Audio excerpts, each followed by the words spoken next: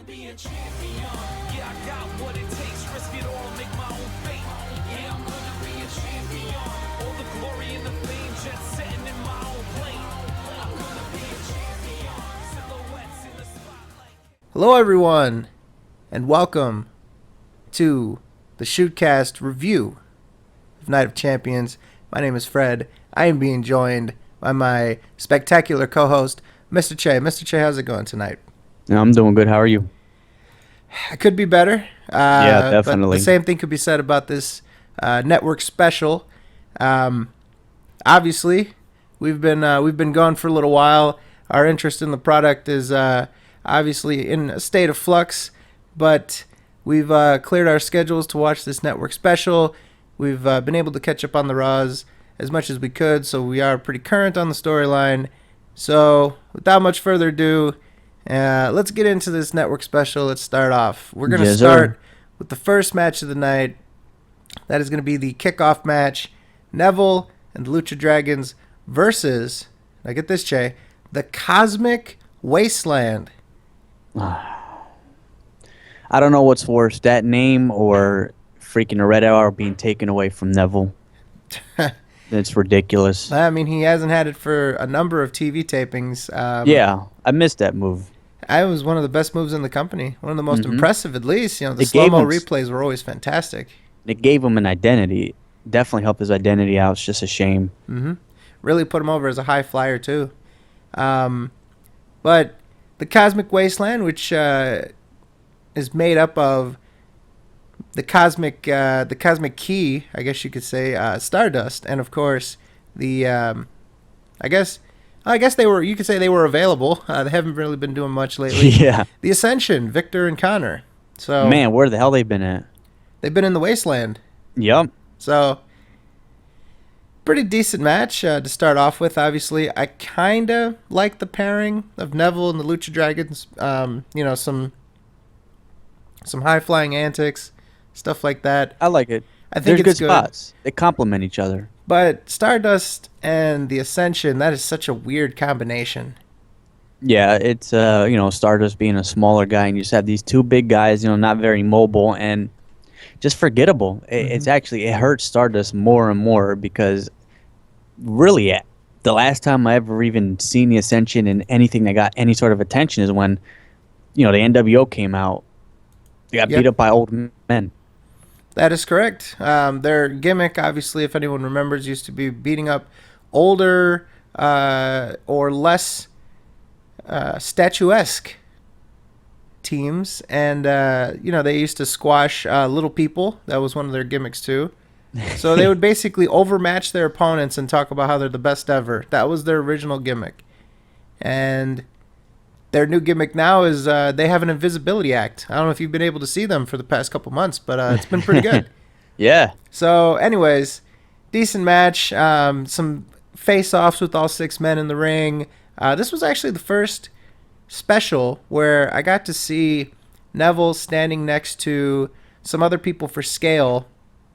And it just kind of struck me that he's around the same size as Sin Cara. He's obviously bigger than Kalisto, but he's around the same size as Sin Cara. That kind of struck me because, you always think of Neville as being such a small person. So that was kind of interesting to see a little bit more scale. He's usually standing next to, and you see him in the back with, Kane and, these gigantic guys, towering over him.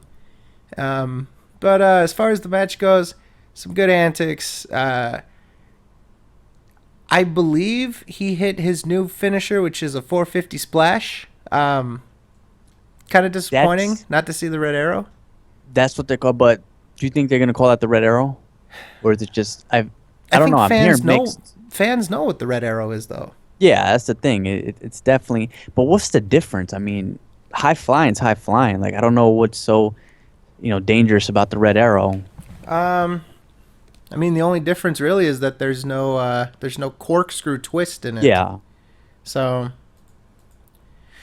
oh well, that's just something lost. But hopefully, at the very least, maybe he can pull it out for a big, WrestleMania spot or something. I just don't want to see the guy get completely strip mined for, his best attributes. The Red Arrow was really impressive.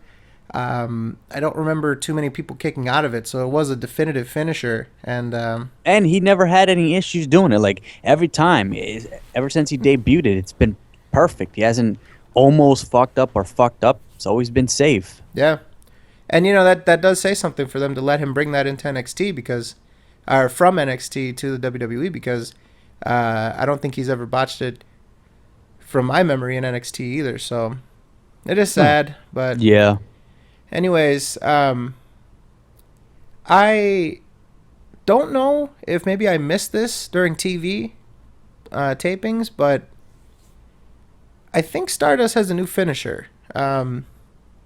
If I remember correctly, it's called the Queen's Crossbow. It kind of really sounds shitty. What the fuck is that? It sounds like something that fucking William Regal would have used.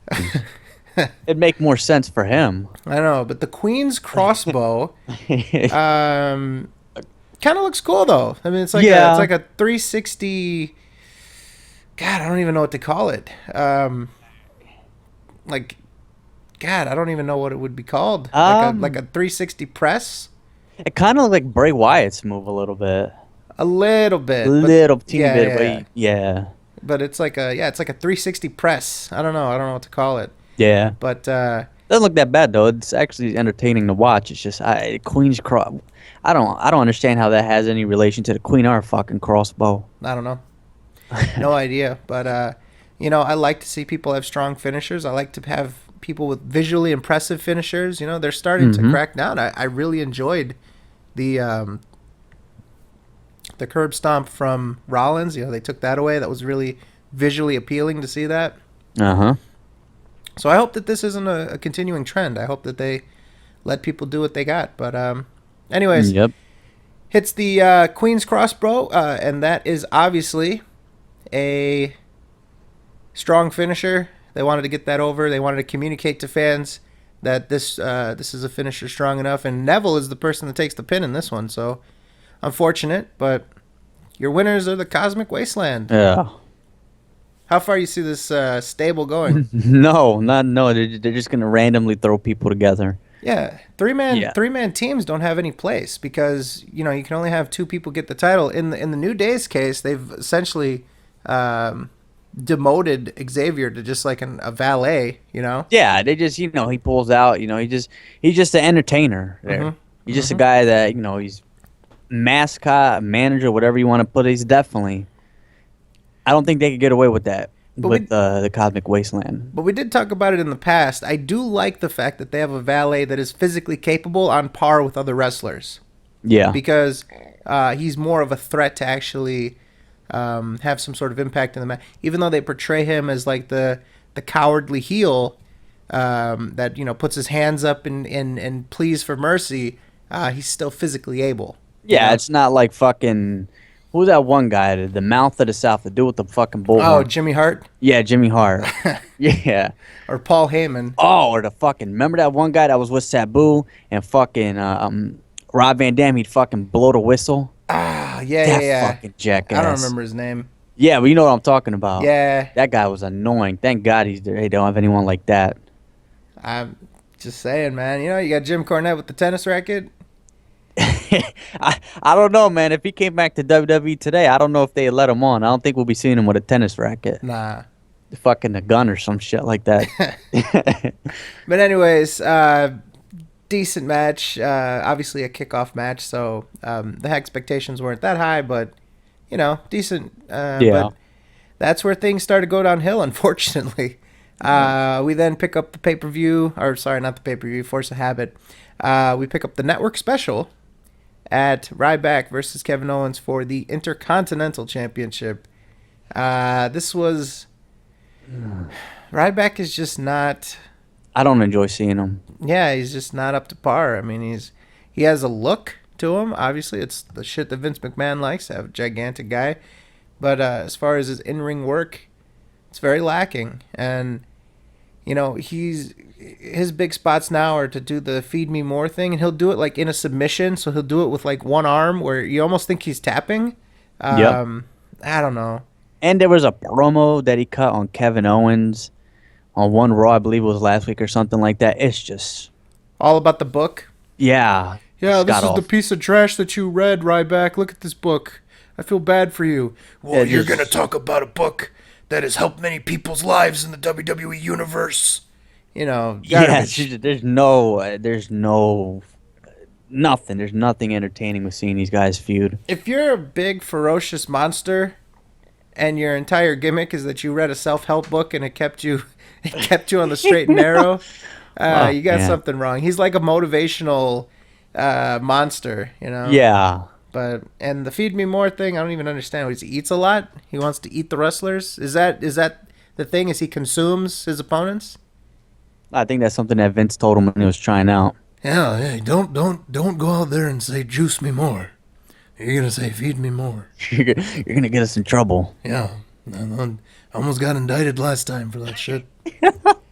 But Yeah. you know, whatever. It's something to behold. But anyways, Owens, man, and it just for some reason it really just struck me how like physically out of shape Owens is. He needs to take it seriously, man. If this is his attempt at trying to remain big, because imagine, you don't instantly turn fat to muscle, right?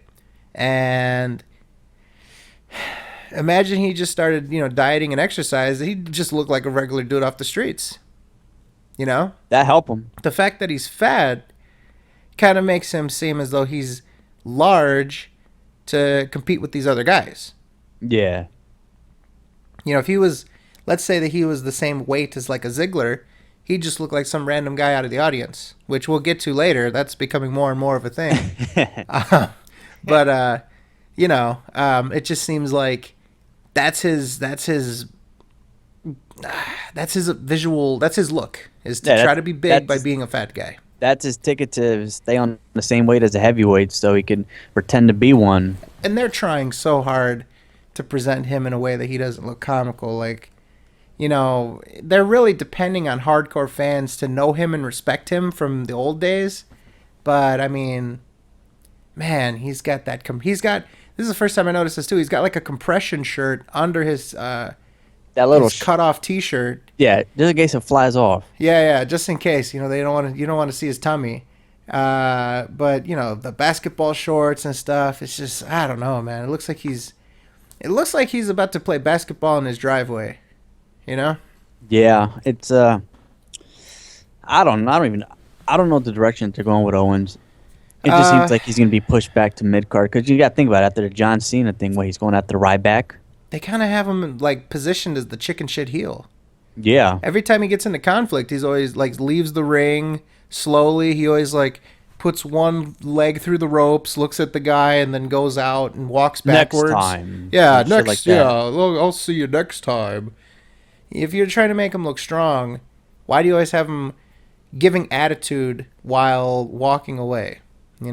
That's how they try to do it. Like, oh, he's gonna walk away, but he's gonna do it with back sass. So he's still a badass. It's like, it doesn't really work that way. The visual is that he's walking away and backing down from fights. Yeah, I mean, if you want to make him look like a chicken, just have him attack people from behind or something and be some sort of aggressive or some shit. Mm-hmm. I agree with that. But anyways, we move on with the match. Some different spots here.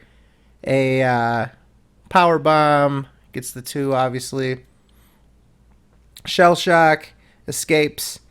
Kept doing like this arm breaker type of deal. Kept really working the arm. That was his gimmick in this, or not the gimmick, but that was the recurring theme in this match, the angle, if you will. We then move to the final spot of the match. Ryback gets him up for the shell shock, but Owens rakes at his eyes, rolls him up, and gets a victory. Your new champion, Kevin Owens. This is a theme that we're going to be all too familiar with as the night goes on. No, I just don't. I don't like this feud. There's no chemistry. I mean, the promos were terrible, and I just don't like seeing Ryback. I think that this is, decent to put a belt on Owens, make him look strong. The visual of that belt, though, I don't know. Maybe maybe for Owens specifically, they should change it back to a black strap because the white belt on Owens just looks weird.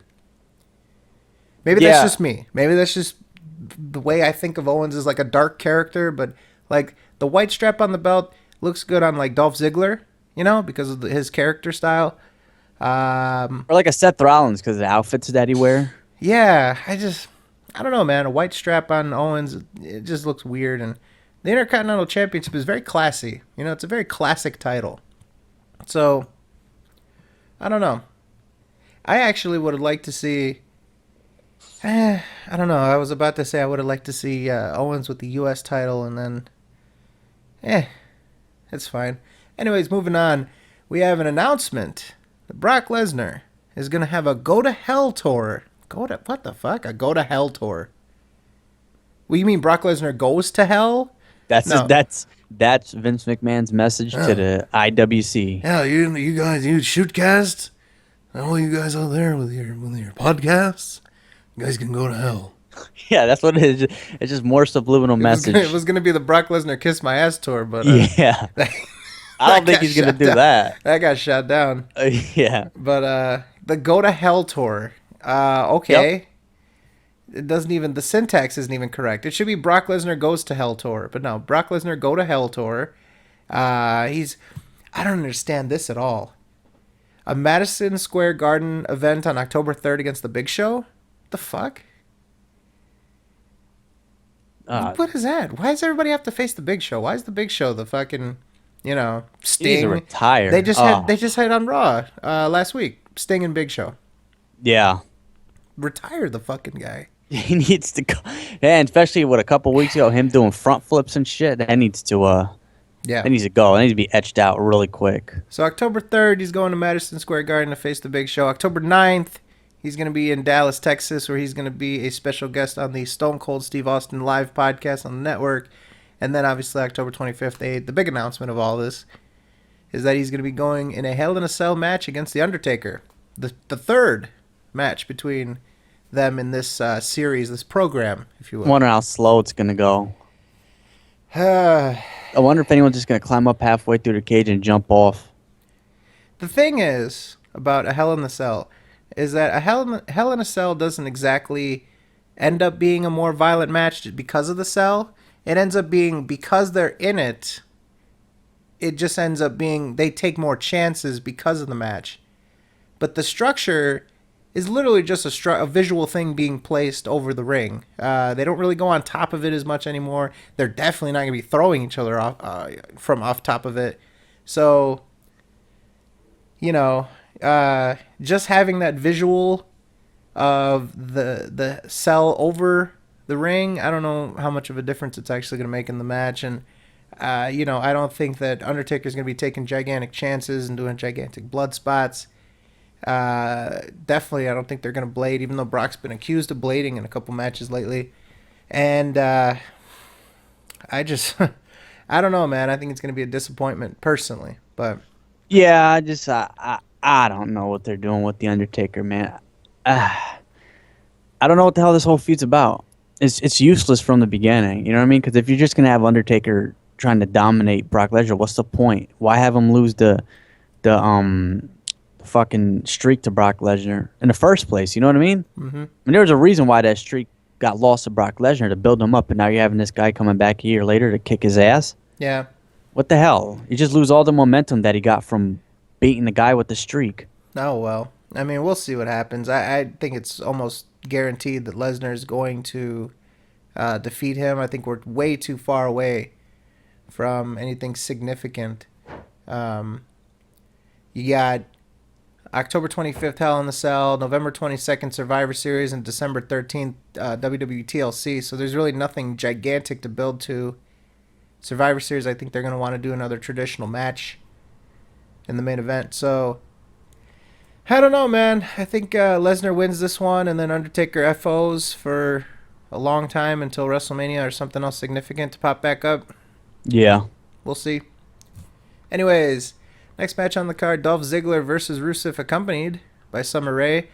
Obviously, Mr. Ziggler not being accompanied by Lana as she suffered a hand injury, which it's actually kind of funny. Rusev is getting kind of funny with his promos. Terrible. Well, I thought it was kind of funny. The guy goes up to him, he goes, "No."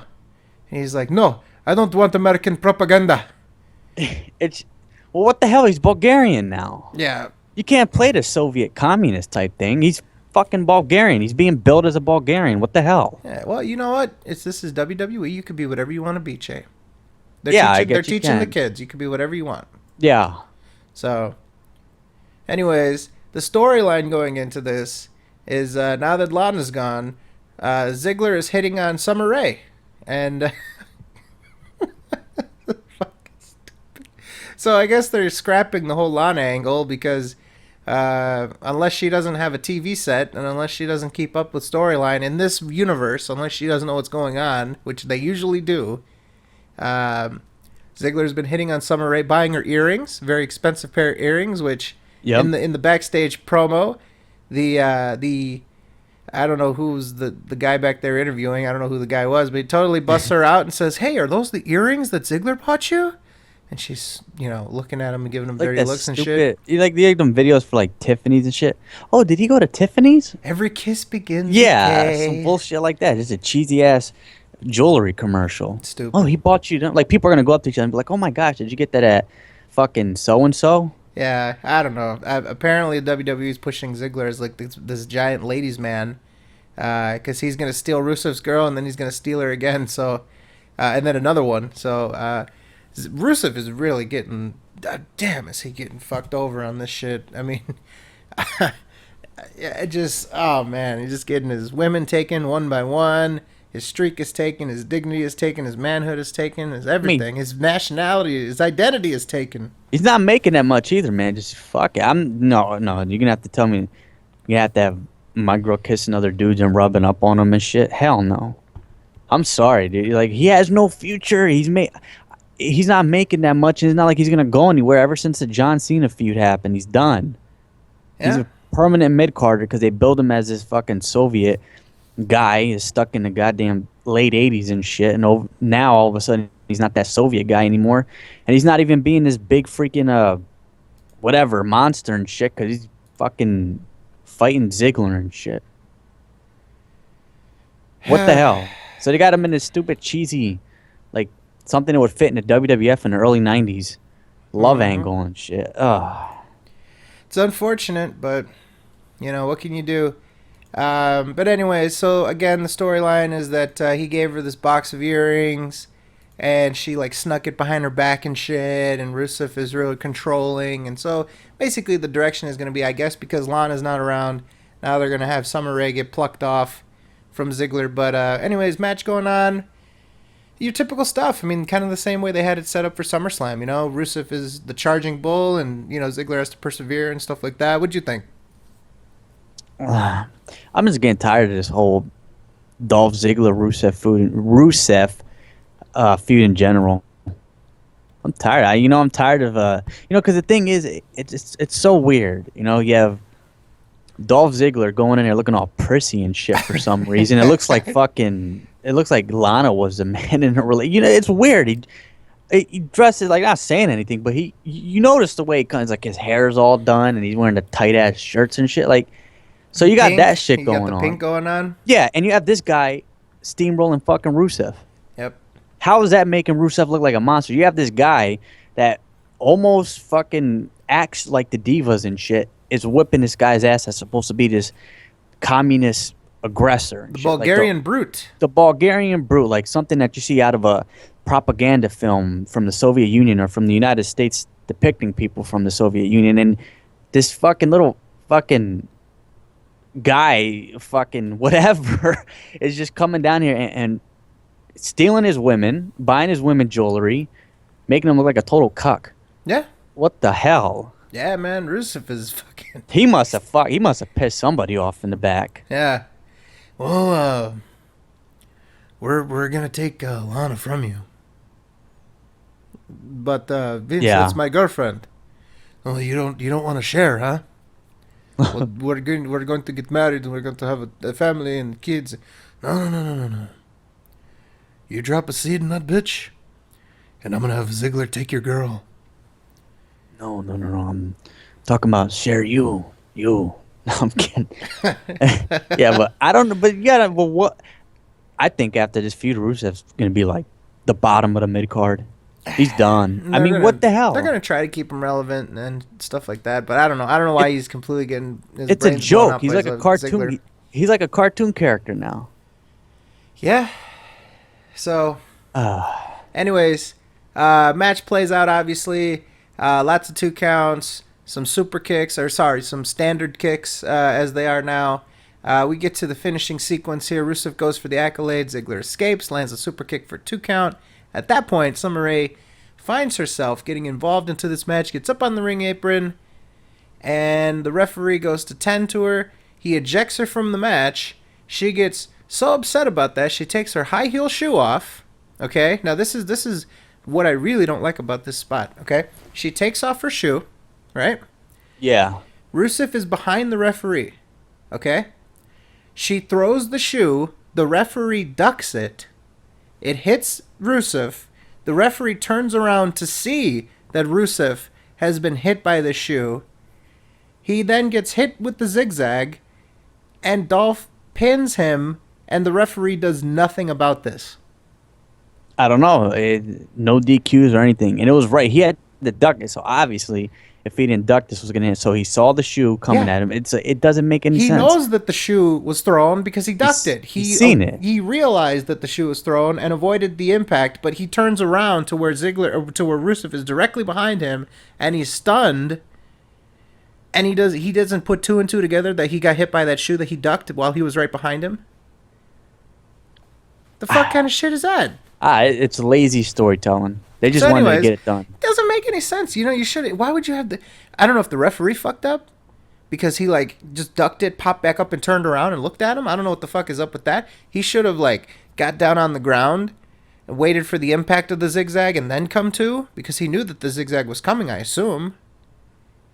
Anyways, stupid finish. Ziggler gets the zigzag, gets the pin after the match while Summer's on the ground.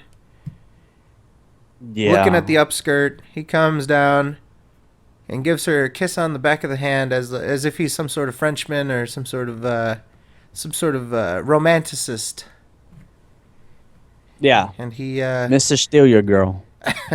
Yeah, I hope this feud ends. Mm-hmm. Leave it alone. There's no point. You don't have Lana going crazy you don't have the cat fight between Lana and the other bitch, so come on. I guess they were trying to get her in shape to get in a fight with this other woman, but that happened, so. The whole feud between Lana and Summer Rae revolves around them taking their shoes off. That's this whole angle, is that they just take their shoes off. That's it. Yeah, it's kind of like the women that had to get their earrings off before they fight. But in this case, it's just the shoes. Yeah, they take the shoes off. Yeah. But, all right, so we move on. We've got our third match, the WWE Tag Team Championship match. The New Day with Xavier Woods on the outside as a valet, able-bodied valet, as I'd like to call him, and the Dudley Boys, Devon and Bubba Ray. So, what's interesting about this match, Bubba Ray took a whole lot of offense. You know, usually Devon gets the heat and Bubba is the hot tag. This was the opposite. Bubba took a lot of offense in this match. I think there has to be some sort of offense going on between the guys, because it can't just be, you can't let these veterans come in and steamroll the new guys, you know what I mean? Mm-hmm. So I think that they're trying to do their best to try to make it look even between these two, but for some reason it's still I don't know. You think it's the fact that people would just like to see the Dudley Boys steam go over? I mean, it's is it obviously just nostalgia, you know? Yeah. But the thing is I like nostalgia, but it comes to a certain point where what are you going to do 10 years from now or 5 years from now, you know? You notice that? That's the WWE's problem. Yeah, they have this problem where if you're from the past and you come back, you're super powered. You run through the current talent. It's no problem for you, you know? They're supposed to be...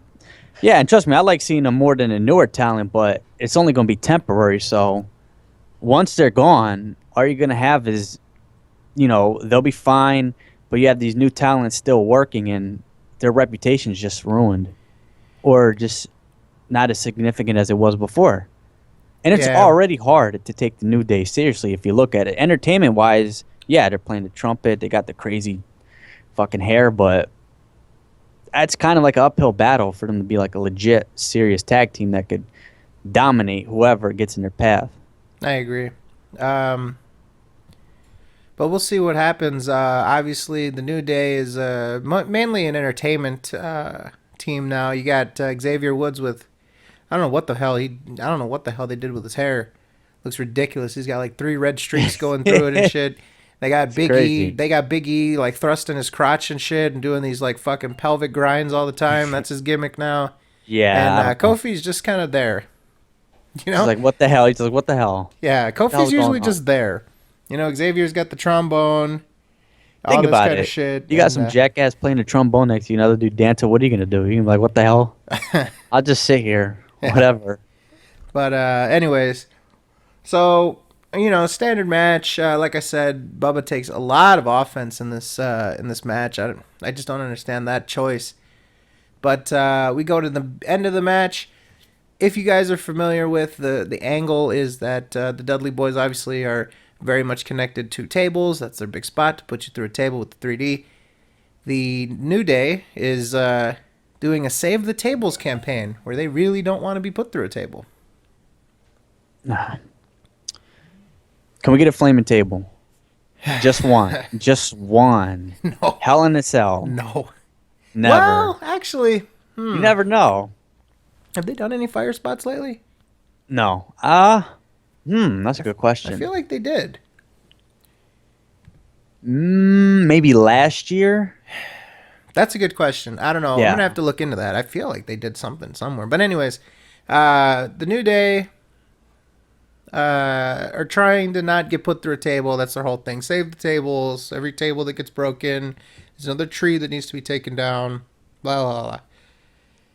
We go to the ending match, or the final spot of the match.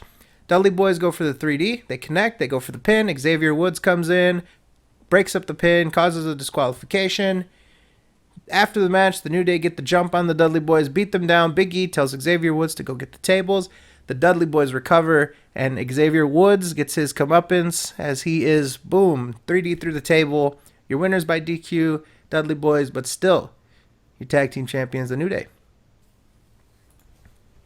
So we've got roll-ups and DQs. Is this an episode of Raw? Yeah. It's all episodes of Raw. It's a teeny bit fancier since they don't have the biggest budget as they have before. Anyways, move on.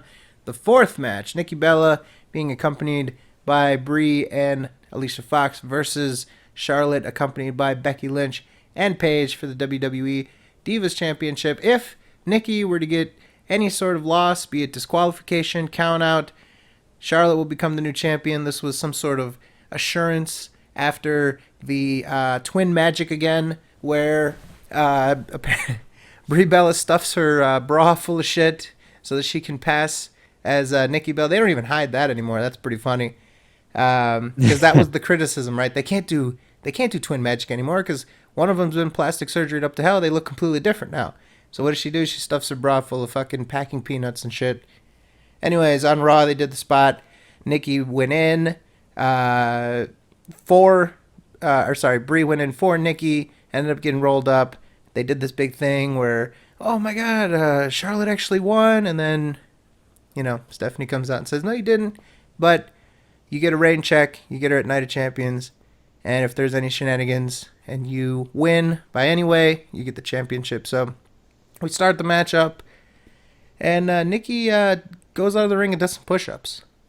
The fuck? What is she? Is she Scott Steiner now? Yeah, that's not attractive. Who does that? Who does push-ups? I don't know what the whole gimmick is now. I don't know. Whatever. Anyways, pretty good technical match. I actually had to take the time and say that Nikki is getting good in the ring. She's not the best by any means. Definitely better than a year ago. She's getting better.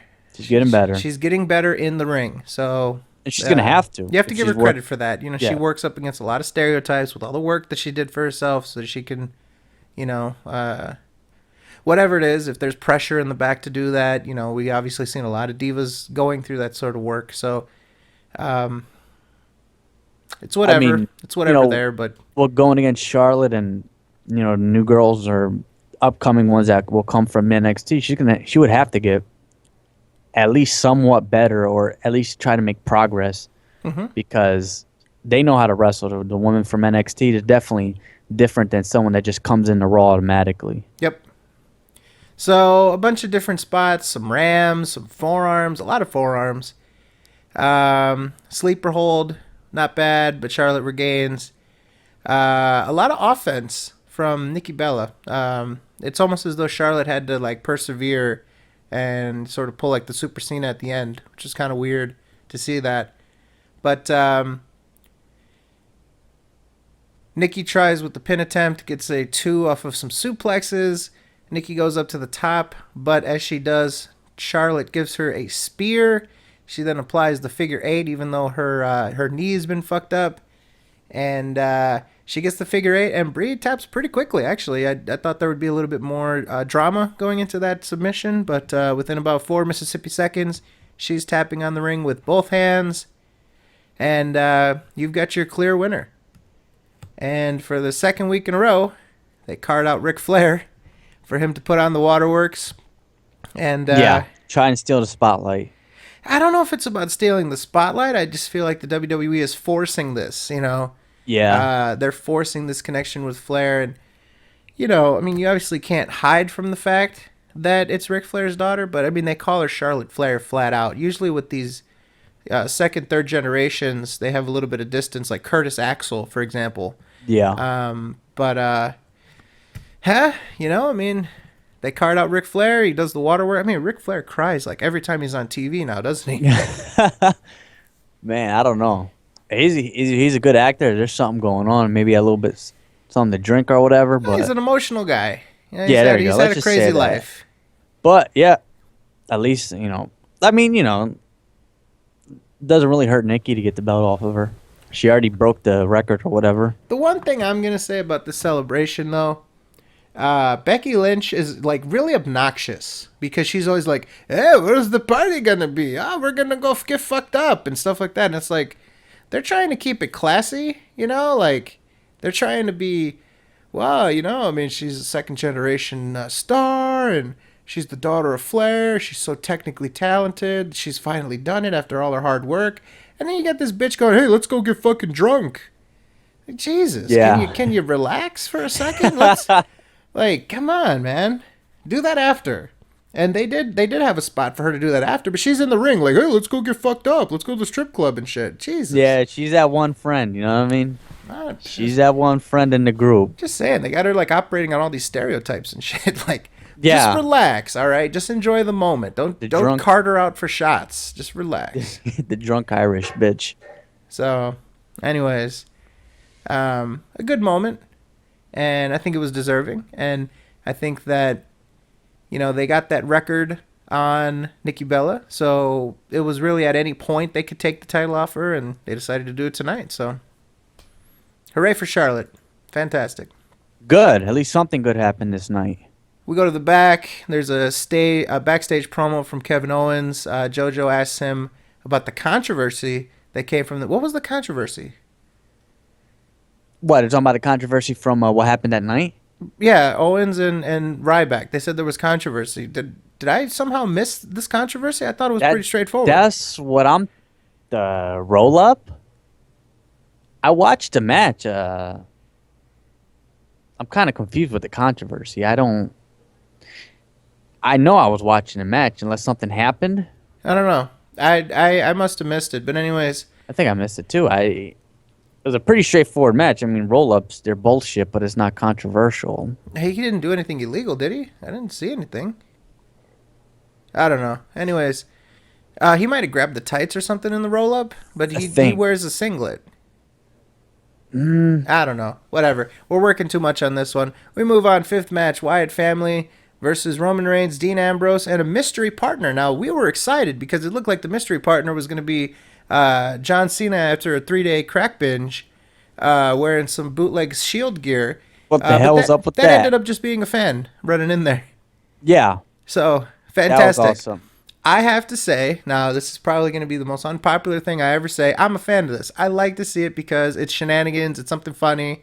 And, Twitter was blowing up with it. Vine was blowing up with it.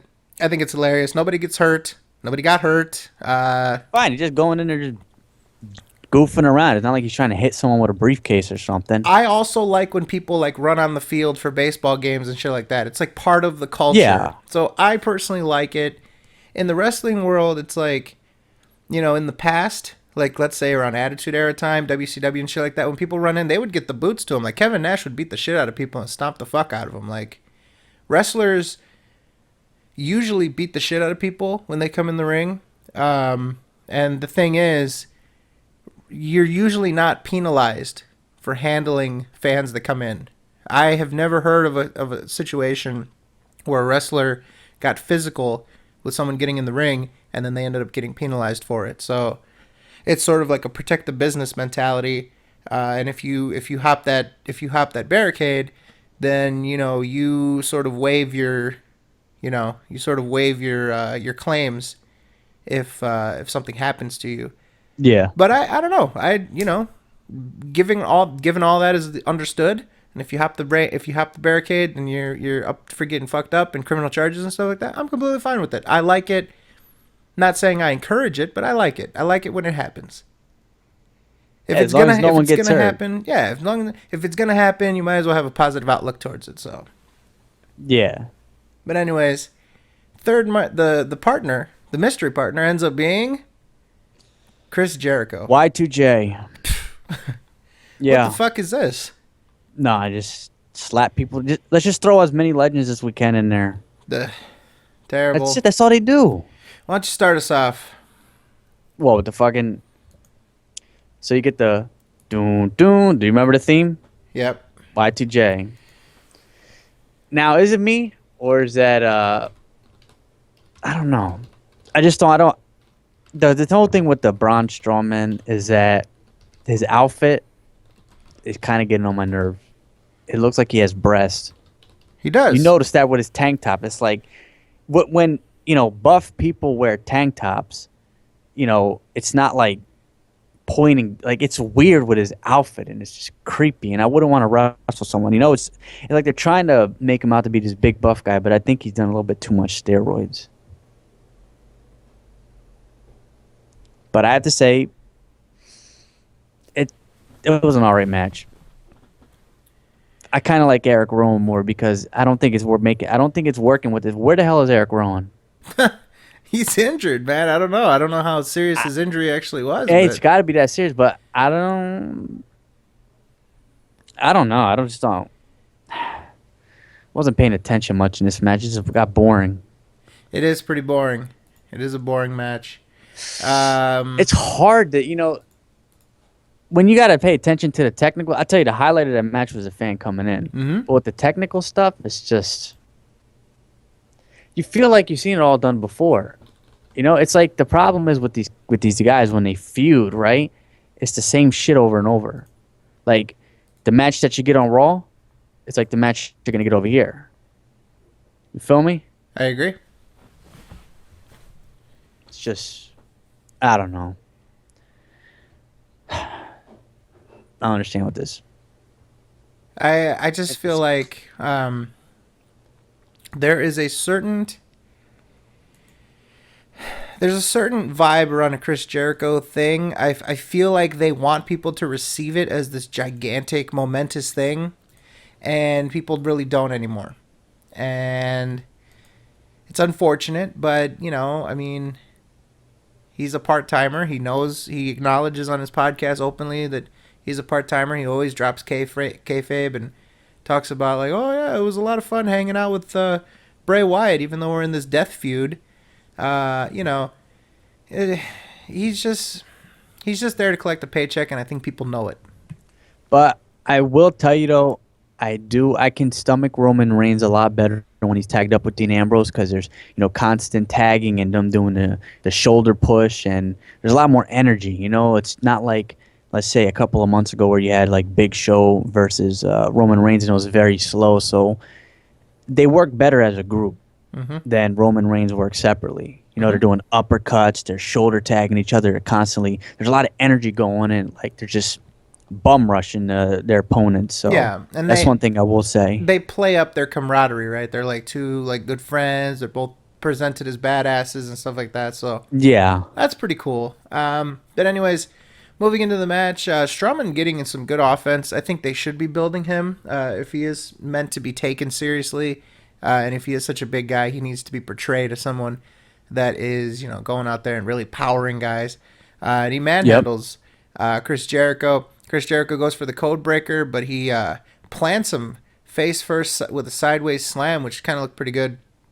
And then Strowman goes with his submission, tries to fight it, but ultimately has to flat out tap. Doesn't go out. See, that's sort of the that's the convenient out. If Strowman is going to have this, it's essentially a head and arm choke or an arm triangle from jiu-jitsu or submission wrestling, catch wrestling, stuff like that. Catch wrestling, you'd call it like a head and arm choke, but essentially it's a blood choke where the person passes out, and that could be a convenient way to get people out of tapping. And actually, in my opinion, that would put the submission over even more, to just have people go out in it almost always. Yeah, and if you're kind of forced in this position where you want both parties to look good, then that's an easy way out without making anyone look bad. So, yeah, I'm willing to give this guy a chance. Just, you know, I think he just needs to wear a regular shirt. Yeah, just something weird about watching him. Yeah, it's like he's got cleavage, man. Yeah, it's just they got to do something sexual. Yeah, no, not that. So, anyways, come on, Vince. Get some. Well, I like some good cleavage. Strowman. What do you think of mine going topless?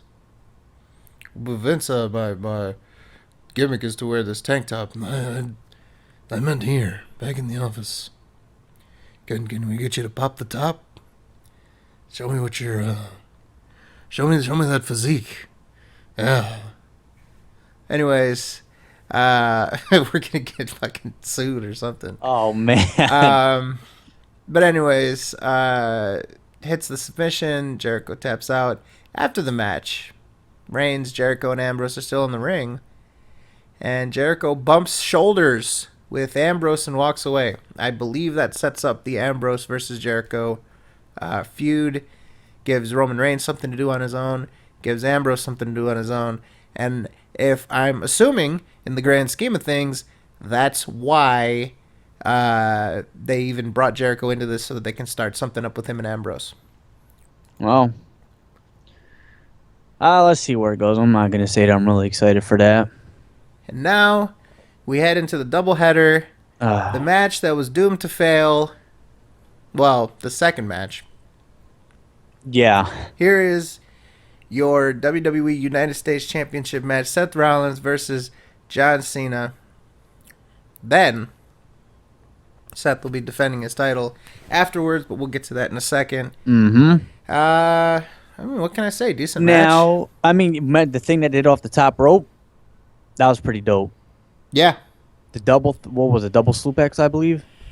Yeah, it was like a kind of it was like weird. a suplex, and then he rolled through and did another one. But instead of doing like a fisherman suplex, like say Chris Benoit would do, or Eddie Guerrero with Three Amigos, it was like a regular suplex, and then he rolled through and did another one. That looked pretty good. That was pretty good. That was a nice spot. You know, what can you say about Rollins? Great worker, athletic, super athletic. I've been impressed lately how he's been picking up.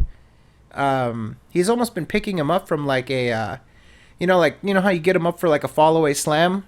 Yeah. You know how Razor Ramon used to get him up for a fall away slam. He like has him like that, and then puts him up on his shoulders, and hits AAs and stuff like that. And when he was trying to power bomb Cena or do the thing where he throws him to the turnbuckle, buckle bomb.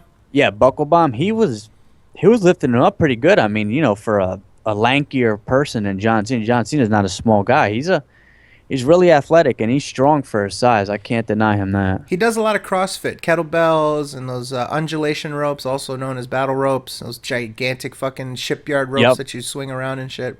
So he is very, very well-conditioned, you know, so that the CrossFit, especially like kettlebell, is not in terms of like visual muscle, but it's a lot about getting all of your muscles to work in tandem with each other, and makes you overall stronger in terms of like just a total body workout. So, you know, could see some benefit in that. Obviously, the trade-off is that he's more lean and he's not going to look, like a John Cena or something like that. But as we can see, he's just as capable.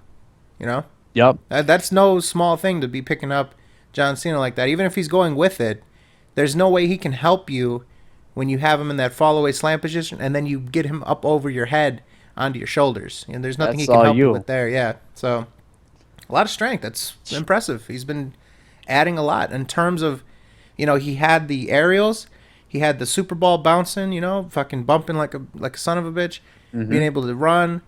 But now he's actually adding on strength to it as well. It's fantastic.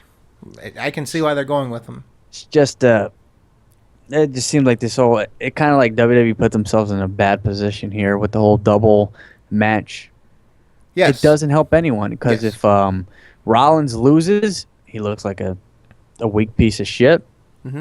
Fucking obviously they can't make Cena look bad, so he's got to have this great match, his best match as he can, but then Sting comes and it's like, well, unless you just don't care about the guy, it's like it just why did they didn't have to do this? They didn't at all. I don't know. Rollins is your face of the company now, so they got him pulling double time. But anyways, I thought it was going to be a matter of time before they peeled at least one of those titles off of it. I didn't think they were going to just leave him with the U.S. title because that wouldn't be a good visual. So I was pretty sure if they were going to peel something off him, it was going to be the U.S. title. And if there was going to be a situation to do that to him, it would be here. So does not surprise me that we got the finish that we did. A bunch of different finisher attempts, tornado DDTs, AA attempts, all that kind of stuff. We end up with Cena getting an attitude adjustment, and he gets the victory. And he gets the U.S. title. Not surprised. There's not much to say about the match. It's just, Rollins is very good and Cena's very consistent. There's a lot to say about what happens after this. All right. So after the match is done, Rollins tries to escape. Cena gives him an AA on the floor and then throws him back in the ring. So this match was doomed to fail at the beginning. You have Sting walking out as Rollins is selling an AA to the floor. How is this? You completely fucked Sting before he even got in the ring. You had him go a full match with Cena, right? Yep. And then after that, you have Cena do something heelish and AA him to the floor and then throw him in the ring, and he's writhing in pain, selling on the floor while you're even approaching the ring before the match even starts. You're already at you're already unequal. It's already a disadvantage. Win. There's no way Sting can win. Right. That's the narrative that you're painting, unless he's a fucking weak. Mm-hmm.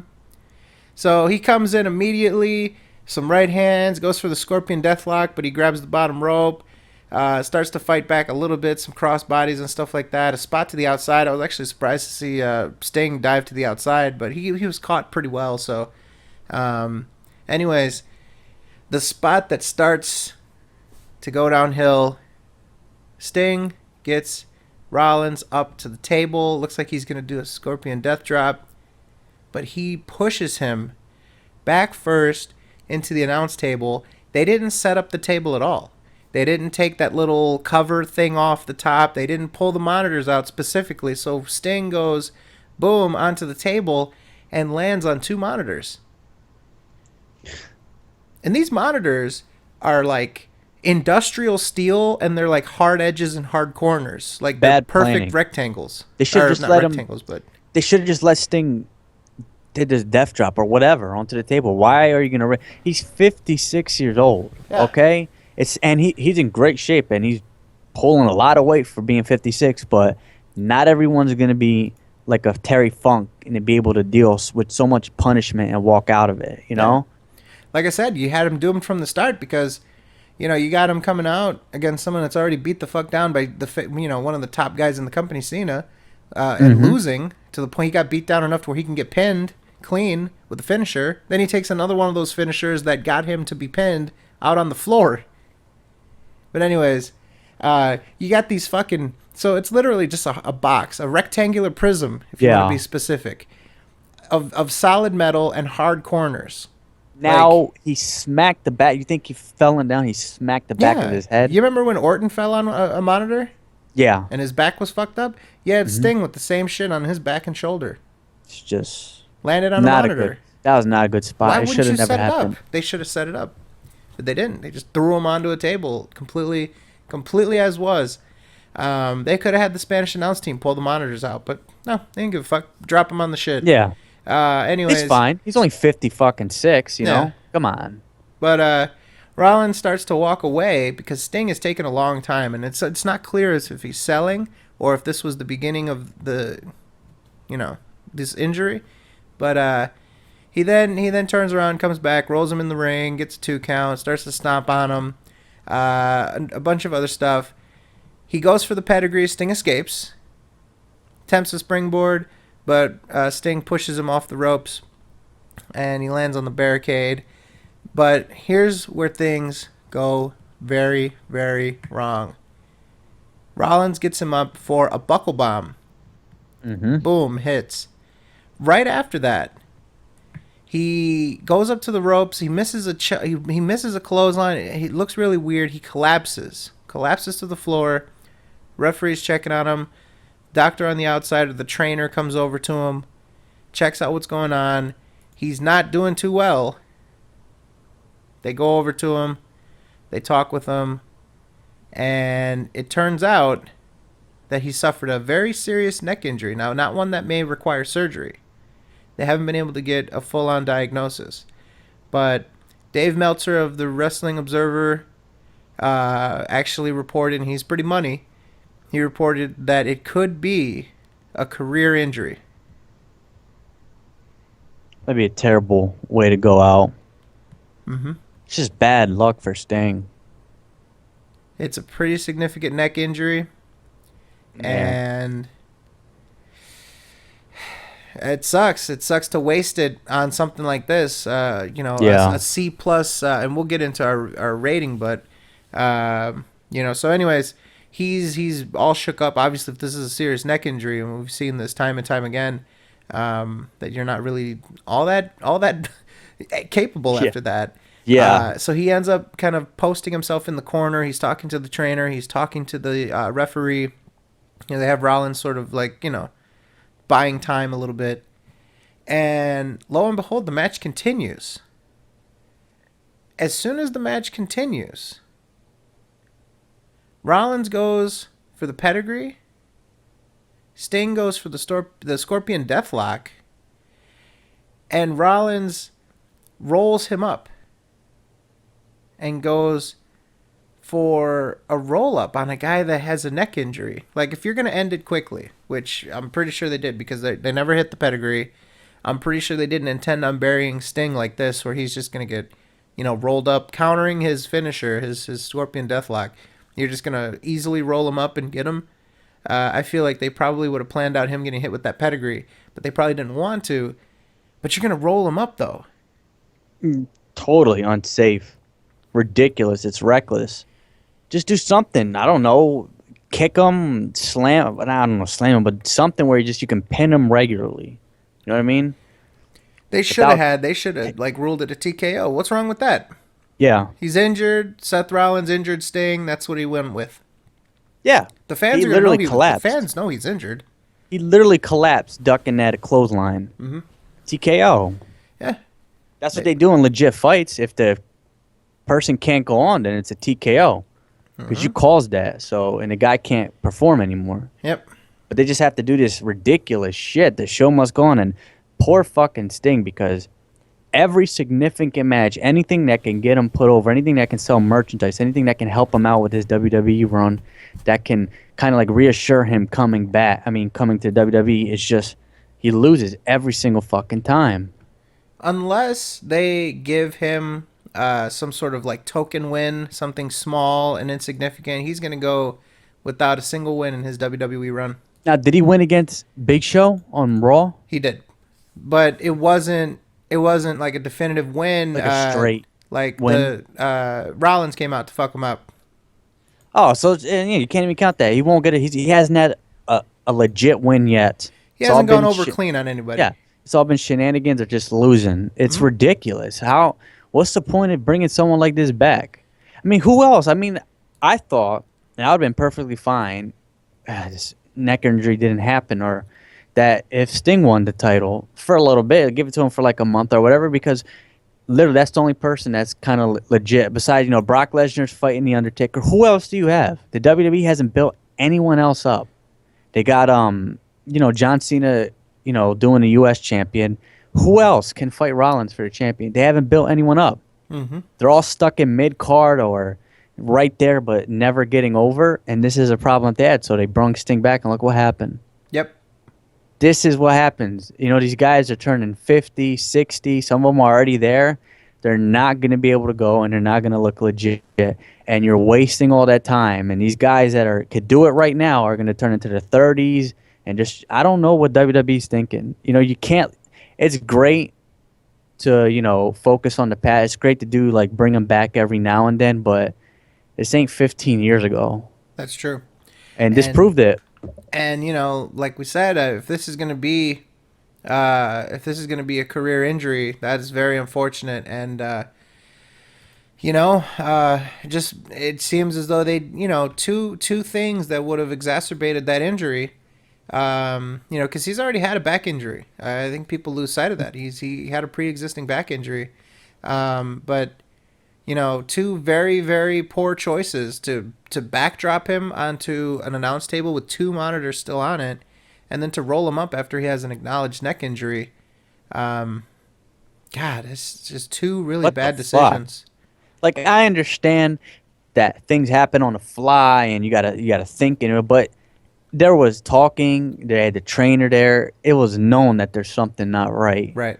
So what the hell is with this shit where you just got to be as reckless as possible? And he would have explained the symptoms that would have led to a possible neck injury, just seeing the way he was landing and stuff like that. I mean, you can tell if it's something, I knocked the wind out of me, or, something, I have a bruised rib or something like that. There's a different set of symptoms.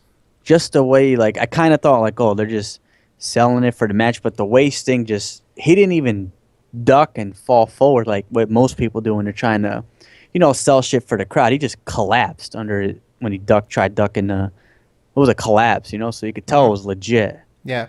It's just you know what I think, I don't know how qualified a trainer is. I don't want to speak out of turn and say that he doesn't have some sort of medical degree. But I think that they should have a legitimate doctor out there. Maybe completely done down and a doctor in like a white coat and shit. To add some legitimacy. It might be, and again, I don't want to speak in definitives, but it could be the fact that possibly this trainer wasn't in a position to accurately diagnose on the spot what was going on, and maybe they thought then that a roll-up would be the most expedient way out of the match, without knowing that maybe putting pressure on his neck would actually fuck him up more. It could be. Maybe if you would have had a doctor out there, maybe they would have made a recommendation. Maybe a doctor would have said, you know what? I'm unbiased in this. I'm not just a WWE trainer. I'm a doctor. This guy can't continue. Just call the fucking match off. And we could have TKOs that would be just as legitimate and recognized. If Seth Rollins was going to win anyway, why not? I mean, for storyline, he's a guy that injured. It helps him, storyline-wise. This guy is injuring people. He fucked up Cena. He fucked up Sting. In storyline, he fucked up Ambrose by curb stomping him into those cinder blocks. He fucked up Kane with his ankle. That could really put this guy over. That he's literally going out and injuring people. So, but anyways, speaking of Kane, we then get to the end of the match. Sheamus, who's been teasing this Money in the Bank cash in all show, runs out, goes to brogue kick Rollins, goes to hand in the case. And right before the bell rings and the Money in the Bank is officially cashed in, flames explode, and here comes Kane with the mask. Uh-oh, he's the devil's favorite demon again. He's not corporate Kane anymore. No, he's not even a good fucking mask Kane. He's a bad one. Now he's Crazy Kane.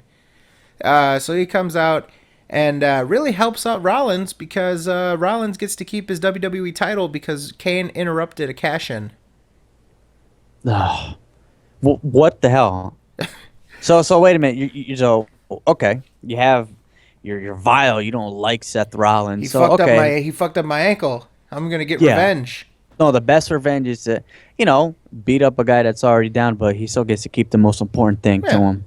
Yeah, Why not wait until he cashes in and then come fuck him up? No, no, yeah. no. I'm so seething with rage that I have to get out there as soon as possible. But as soon as possible means after an entire 2 matches and after someone else comes out before me. That's as soon as possible.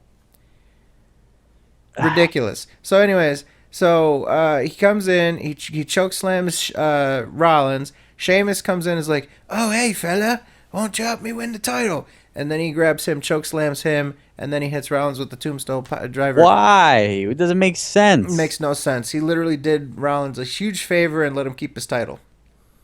What the hell? Stupid. So You have this. It made no sense.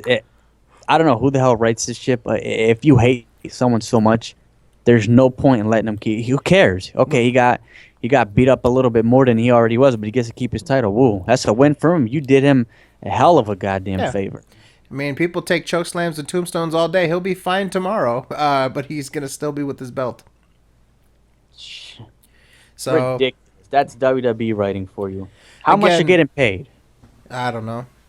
Too much. Yeah, but again, I feel like looking at the way this was laid out, I think Sting was kind of doomed because you got a guy who already fought a match. He's already legitimately tired. He's fatigued from wrestling an entire match with Cena, a high level match with Cena. Then he has to do back to back. I at least thought that they were going to space this out. I thought that they were going to have him come out, earlier in the card and then come out obviously for the main event with Sting. Give him a and rest they had him period. do it back to back. And it makes Sting look bad because he couldn't beat a guy that just got done having an intense match with someone before. And he gets injured too. What if, and this is crazy too, what if Sting took these injuries because Rollins was too fatigued to be able to do them completely correctly? There's a possibility that he was just out of it, so he wasn't being as careful as, someone that's fresh and ready to come out. That's not even his fault. I mean, the human body can only be pushed so far. Mm-hmm. Your mind is going to break after your body. It's just, WWE is just, I don't know if they just slap things together or just say, whatever, I'm just going to do the bare minimum to get my paycheck, but there has to be better planning going on. It's just the planning and execution has been terrible. Very much so. Anyways, like we said, Sting, obviously, serious neck injury, possibly career-threatening. We'll see. We don't want to make any comments yet. Obviously, the most respect in the world for the guy to continue on with the match. Yeah. But I'm just being dealt a terrible hand. Still doesn't have a legitimate clean win in the WWE, and just a complete mishandling of him. It's unfortunate the way that they're handling the guy, but he I guess he had this on his bucket list. I think he kind of expected this kind of stuff, to be completely honest with you, being a holdout from WCW. So, but anyways, all right. So let's wrap this up. Let's talk about our final thoughts on the entire show as a whole and assign it a letter grade or number grade, whatever you like. Che, why don't you start us off? Definitely wasn't the worst. I've definitely been more bored from other special events, so I can't sit there and say it was dreadful and terrible. There was a couple of good spots in Charlotte winning. That's definitely a good thing, and unfortunately, what happened with Sting kind of just brung the night down, and I was really disappointed in the way that they treated him like he was supposed to lose, and just the execution was terrible. So I'm gonna give it a 4.5 out of 10. Ooh. Let's say the injuries didn't happen with Sting, and let's say the planning was better. If Sting would have won the belt, I would have gave it a 7 or a 6. Okay. Because I felt that he should have won. I felt that was the way that would have been best for everybody, just to give Sting something to say, hey, he held the championship for a month. But just the way that this was planned out, and unfortunately what happened is just, you got to think better than that, WWE. You got to plan it better. 56-year-old guys are not going to be able to hop around like they're 20. So 4.5. Okay. While hearing you talk, I was actually kind of flirting with a 6. And thinking about it, I feel like there were some good things on this card. I feel like the Charlotte title win was fantastic. I think that that's a good direction. I think that the Owens title win is a good direction. Um, I'm trying to think of a reason to talk myself out of a 6. Obviously, that injury is bad, but you know, in terms of the grand scheme of things, Seth Rollins being the future, they did at least invest in the guy somewhat. I don't know if in their minds putting the guy out there two matches in a row was to maybe build him a bit, or maybe to make him look even stronger, more durable. I think in the grand scheme of things, if people look back on it, which it's just Night of Champions, so I don't know if people will look back on this, but they will say, like, you know, he wrestled 2 matches back to back, and that is very good, especially because they were 2 high level matches. Yeah, Iron Man. I don't know. I think I'm gonna go with a 6. This is the I can biggest understand difference. that. This is the biggest difference that we've ever had between our scores. But I Mm-hmm. wasn't bored to death. The Divas match wasn't a bathroom break. I was engaged with the Sting match. The Cena match I didn't care too much about. The Owens match is okay. There was some high flying in the pre-show. The match I really tuned out of, to be honest with you, was the Shield versus Wyatt match, I guess Yeah. you can call it. That was the one that really didn't keep my attention. But